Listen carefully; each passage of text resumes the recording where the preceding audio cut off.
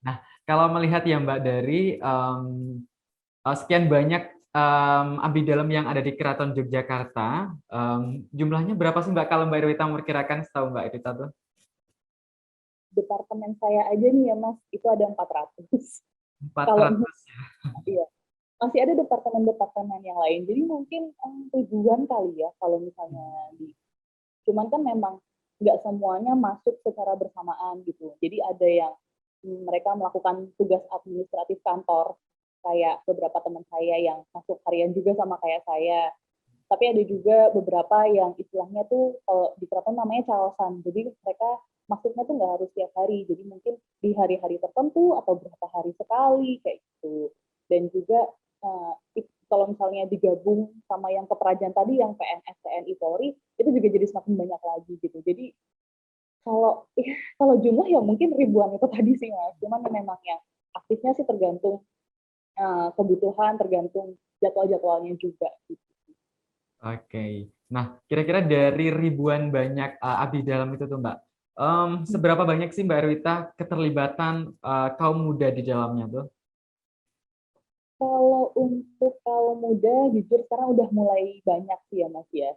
Jadi kayak prajurit-prajurit keraton itu juga udah mulai regenerasi. Terus yang ke Paskon itu juga mulai ada beberapa yang baru-baru. Terus di tempat saya sendiri di Kridomatowo itu banyak banget Mas yang masih muda-muda.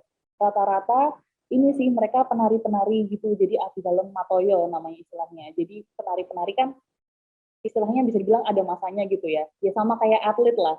Nanti semakin makin tua kan akan ya otomatis jadi pensiun atau jadi pelatih dan sebagainya macamnya. Tapi untuk yang mereka yang pentas itu kan yang masih muda-muda. Nah, sejauh ini sih kalau di departemen saya bisa dibilang proporsinya ya hampir 50-50 lah. Jadi 40-60 gitu mungkin. Jadi hampir benar-benar hampir 50-50 antara yang muda-muda sama yang sepuh-sepuh. Itu di tempat saya. Tapi di tempat lain juga bisa berbeda lagi. Cuman proporsinya berbeda. Cuman mungkin memang udah mulai ada yang baru-baru lah mas istilahnya. Karena ya bagaimanapun juga sekarang kan zamannya semakin berkembang.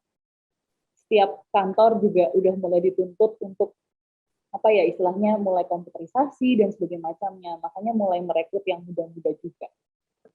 Wah, berarti nggak nyangka ya, emang ternyata banyak banget ya Mbak yang mungkin nggak yang orang-orang luar mungkin nggak tahu ternyata di keraton ini juga sekarang udah mulai ini ya anak mudanya juga udah mulai masuk untuk menjadi seorang abdi dalam tuh. Nah, kalau bicara soal tadi ada yang muda atau yang baru, terus ada yang senior atau yang udah sepuh lah ya. Terima kasih sudah nonton.